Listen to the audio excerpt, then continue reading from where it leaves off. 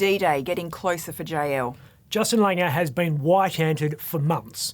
Anonymous sources bagging his coaching style, saying he's too hard on the players, he's got a temper.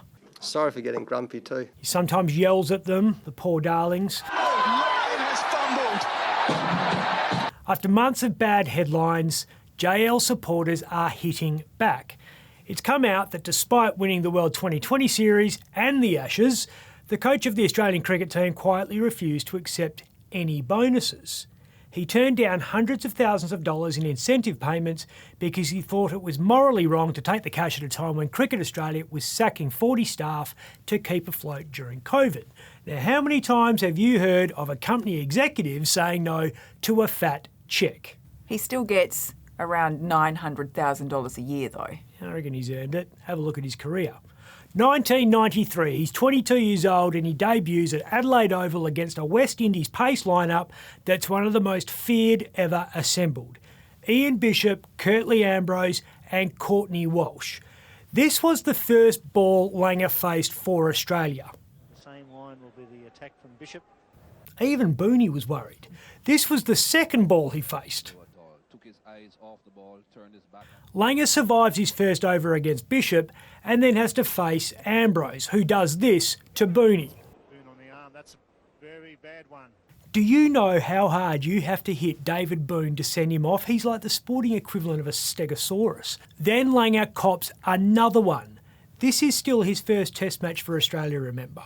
Welcome to international cricket. So you can understand why occasionally he might be a bit grumpy. And the Australian 11 needed some tough love. He turned a team of prima donna cheats and dick pic enthusiasts into an outfit capable of winning the Ashes. And he's having to argue the case that his contract should be extended. It's not like he's the only successful sports coach to go off chops.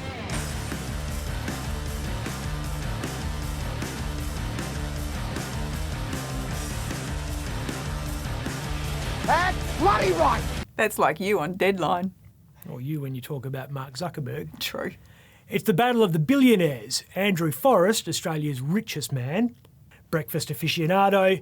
The world's going to need so much energy. And Sports Illustrated swimsuit edition contender has hit the world's fifth richest man, Facebook's Mark Zuckerberg, with a criminal lawsuit because he says the social media giant pushed its users into cryptocurrency scams that used his image to legitimise themselves. Twiggy's been asking politely since 2019 for the ads to be taken down. He even wrote an open letter to Zuckerberg about it. And he was ignored. So were the other celebs used to dupe investors. So now the gloves are off.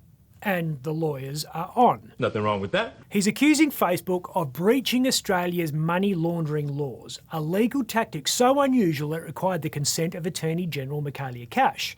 Here's the best bit. Zuckerberg and Forrest's lawyers, who will no doubt be the best and most highly paid in the world, well, I'm a professional. I'm serious and I'm a professional. Aren't going toe-to-toe in the US Supreme Court or the Hague or the Privy Council. They're doing it in the Perth Magistrates Court, listed on March 28, alongside first appearance hearings of bikies on assault charges, meth zombies, petty thieves, and fine defaulters. Forrest is also suing Facebook, or Meta as its parent company is now known, in its home state of California. In that court lodging, he claims Facebook aided and abetted fraud and knowingly profited from the illegal ads, including from one Australian investor who lost $952,000. Ouch. What's amazing is someone stupid enough to fall for this scam had $952,000 in the first place, but that's a different show. Yeah, scammers have PhDs in stealing these days. What's Forrest want? Twiggy says, I want social media companies to use more of their vast resources and billions of dollars in annual revenue to protect vulnerable people who are targeted and fall victim to these scams.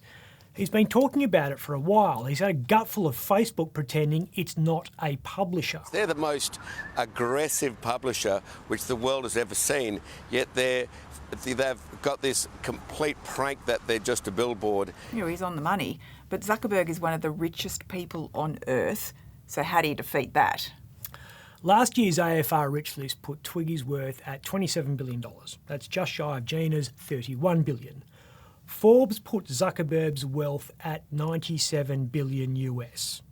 Probably less after today because shares in Meta plummeted 20%. That's $200 billion wiped off its value because its quarterly earnings undershot expectations. But he's still rich. He's behind Tesla's Elon Musk, Amazon's Jeff Bezos, Louis Vuitton boss Bernard Arnault, and Microsoft's Bill Gates. Head to head, particularly in Aussie dollar terms, it looks lopsided. But in terms of cash earnings, not assets and not stock holdings, but actual money coming into the bank, Andrew Forrest is as rich as anyone on earth. Last financial year, his dividend checks from his 1/3 stake in Fortescue Metals Group totaled nearly $4 billion. He makes $10,959,000 a day. See, now that pisses me off. That buys you a lot of Erin Brockoviches. Sure does. Do you reckon Twiggy could win? He says he's doing it for the ordinary people of Australia, and I actually believe him. I hope he hits them for 6. Well, that's what he's going to do. He's gone whack and it's gone all the way. It's a beauty. The Board of Cricket Australia meets on Friday. Twitter poll says 80% of Australians want Langer to keep his job. The players are conspicuously quiet, though. Sticky wicket. Oh, what a shot. I'm Ben Harvey. For more Up Late, click the subscribe button below.